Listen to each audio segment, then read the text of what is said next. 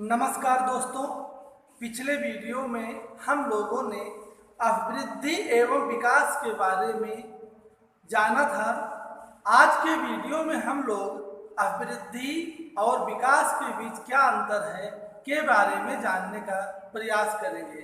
तो आइए शुरू करते हैं अभिवृद्धि एवं विकास के बीच अंतर।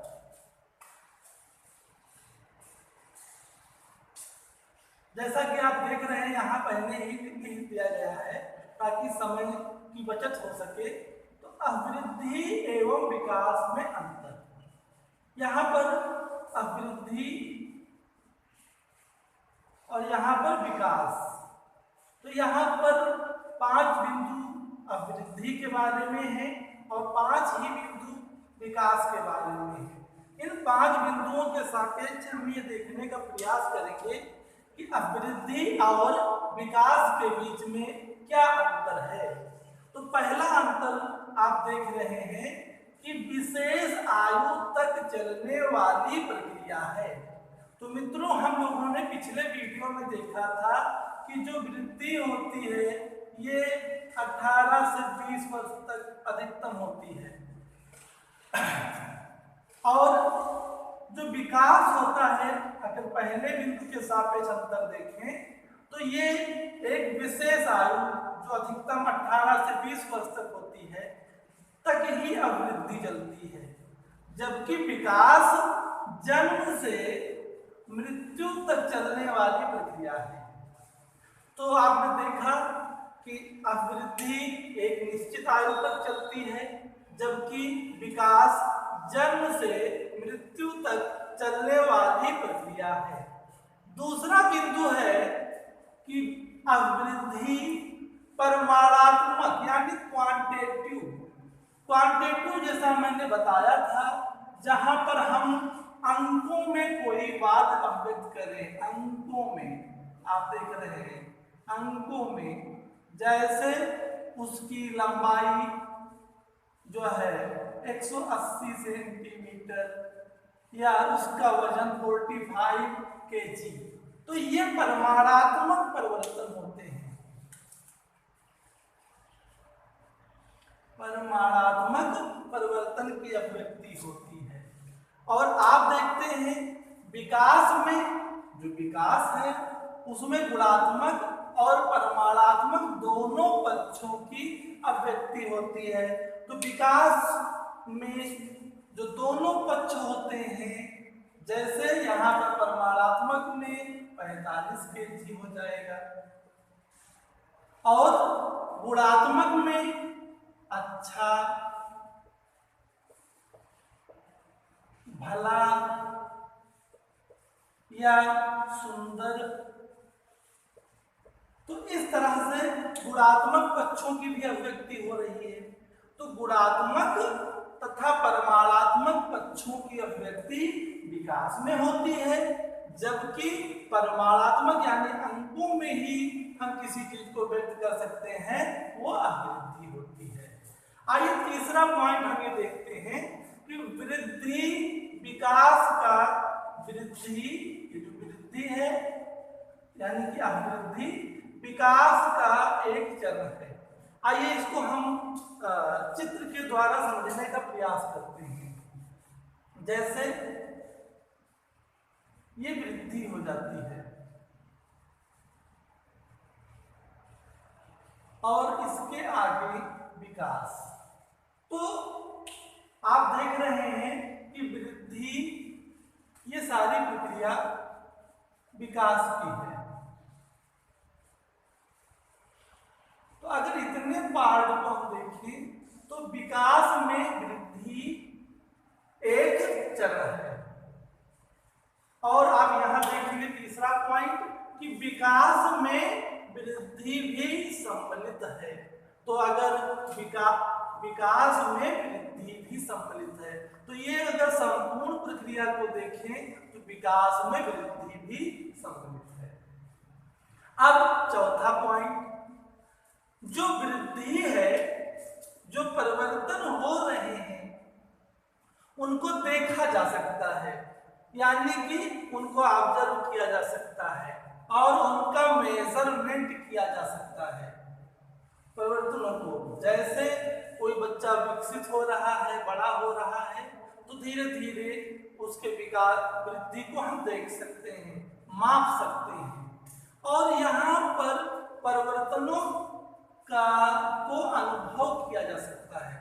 जो परिवर्तन है उन्हीं परिवर्तनों को हम महसूस कर सकते हैं कि वो परिवर्तन क्या। जैसे किसी का सामाजिक विकास हो जाए तो हम नहीं बता सकते हैं, लेकिन अनुभव कर सकते हैं।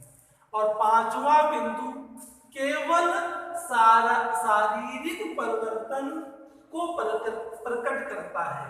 शारीरिक हमने बताया था पिछले वीडियो में कि जो सेलुलर ग्रोथ होती है, यानी कोशिकीय वृद्धि, शारीरिक परिवर्तन में जो कोशिकीय वृद्धि सम्मिलित है। शारीरिक परिवर्तन में यह केवल शारीरिक परिवर्तन को प्रकट करता है। और जो विकास है वो संपूर्ण परिवर्तनों को संयुक्त रूप से परिवर्तित करता है। इसमें बहुत सारे विकास हो सकते हैं। संपूर्ण पक्ष, जैसे संपूर्ण पक्षों में भाषा, शारीरिक, मानसिक,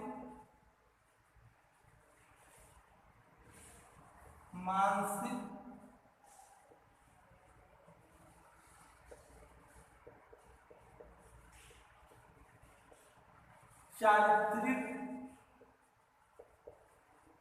तो ये सारे जो पक्ष हैं उन पक्षों का संयुक्त रूप से परिवर्तन दिखाई पड़ता है विकास में। तो आपने देखा कि वृद्धि और विकास के बीच में क्या अंतर है। तो उनको हमने 5 बिंदुओं के सापेक्ष समझा। पहला विशेष आयु तक चलने वाली प्रक्रिया है, जबकि विकास जन्म से मृत्यु तक चलने वाली प्रक्रिया है। दूसरा परमाणात्मक परिवर्तन की अभिव्यक्ति होती है, जो अंकों में हम व्यक्त कर सकते हैं। यहाँ विकास में गुणात्मक तथा परमाणात्मक दोनों पक्षों की अभिव्यक्ति होती है।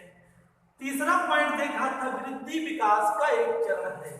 तो जो वृद्धि है विकास का एक ही चरण है, एक ही स्टेप है। और जबकि विकास में वृद्धि विकास की प्रक्रिया में वृद्धि सम्मिलित है। चौथा पॉइंट हमने देखा, परिवर्तनों को देखा तथा नापा जा सकता है, और यहाँ पर परिवर्तनों को अनुभव किया जा सकता है। पांचवा पॉइंट, केवल शारीरिक यानी कोशिकीय वृद्धि यानी सेलुलर ग्रोथ जो दिखाई पड़ती है, जबकि विकास में संपूर्ण पक्षों के परिवर्तनों को संयुक्त रूप से परिवर्तित किया जाता है। तो ये उम्मीद है कि आपको वृद्धि और विकास के बीच में क्या अंतर है समझ में आया होगा। आइए मित्रों, हम आगे बढ़ते हैं। वृद्धि तथा विकास के सामान्य सिद्धांत। दोस्तों, सामान्य का मतलब इतना भी सामान्य नहीं होता है। जो सामान्य जो सिद्धांत हैं उन्हीं को हम विशिष्ट सिद्धांत कह सकते हैं। तो पहला सिद्धांत हम देख रहे हैं, निरंतरता का सिद्धांत। निरंतरता का सिद्धांत क्या कहता है कि वृद्धि तथा विकास की प्रक्रिया में, वृद्धि तथा विकास की प्रक्रिया में समग्रता का भाव निहित होता है। इसका मतलब ये नहीं है कि इतने समय तक हम केवल वृद्धि ही हो रही है। वो वृद्धि और विकास दोनों साथ साथ होने वाली प्रक्रियाएं हैं। वृद्धि तथा विकास को अलग अलग सोपानों में नहीं बांटा जा सकता कि इतने क्षण तक केवल वृद्धि ही है और यहाँ से यहाँ तक विकास है। हाँ, ये दोनों जब से वृद्धि चालू होती है तभी से विकास चालू हो जाता है। अंतर क्या है कि वृद्धि एक निश्चित सीमा तक होती है और उस सीमा के बाद वृद्धि रुक जाती है। आप देखेंगे वृद्धि प्रारंभ में तीव्र होती है और बाद में उसकी गति धीमी हो जाती है। बच्चा छोटा होता है तो बहुत जल्दी जल्दी बढ़ता प्रतीत होता है और उसके बाद जैसे जैसे वो 12, 13, 14, 15, 16 साल की आयु होती है तो धीरे धीरे उसकी विकास की गति धीमी हो जाती है। जबकि जो विकास होता है यह निरंतर होता है। निरंतर का मतलब है कंटिन्यूअस, यानी सतत। सतत तो हम कह सकते हैं सतत, सतत भी कह सकते हैं सतत। तो निष्कर्ष यह निकलता है कि अचानक कोई आकस्मिक परिवर्तन नहीं होता है। यह प्रक्रिया एक सहज भाव से निरंतर रूप से संचालित होती रहती है। दूसरा सिद्धांत है परिमार्जितता का सिद्धांत। परिमार्जितता का सिद्धांत, परिमार्जितता का मतलब होता है मोडिफिकेशन।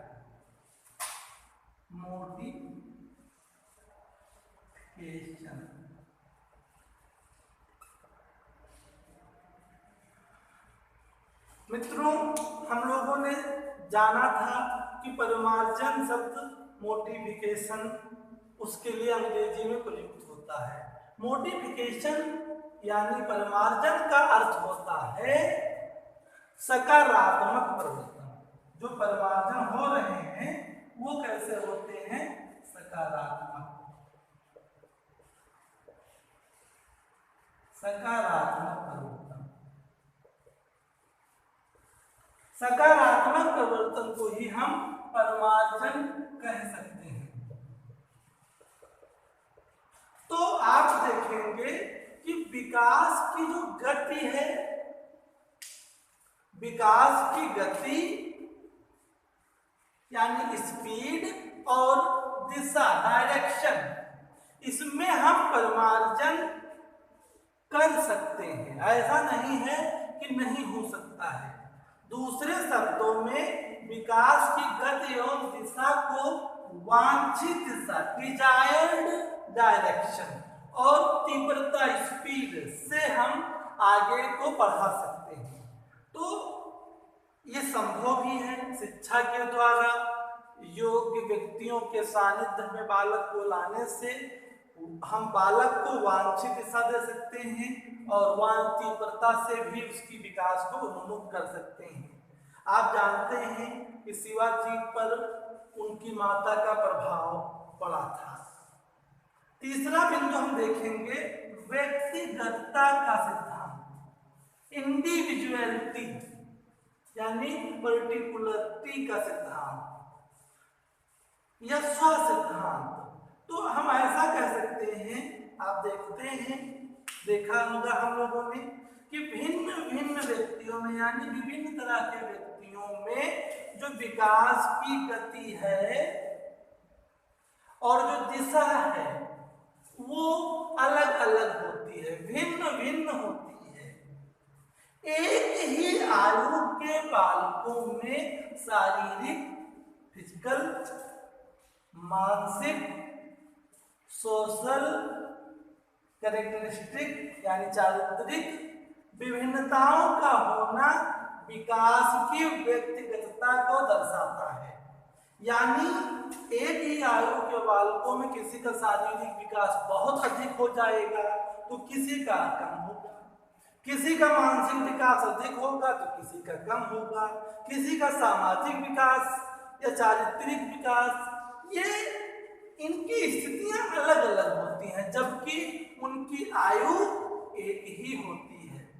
तो हम निष्कर्ष यानी नतीजे पर यह पहुंचते हैं कि आयु के समान होने पर भी बालक प्रायः परस्पर भिन्न होते हैं।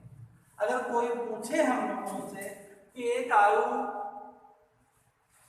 समान होने पर भी बालक में विकास निरंतर होता है लेकिन फिर भी वो भिन्न होते हैं, तो विकास के कई नियम होते हैं, उसमें व्यक्तिगतता का जो नियम होता है यानी प्रत्येक व्यक्ति व्यक्तिगत रूप से एक दूसरे से अलग होता है, चाहे उसकी आयु समान क्यों ना हो।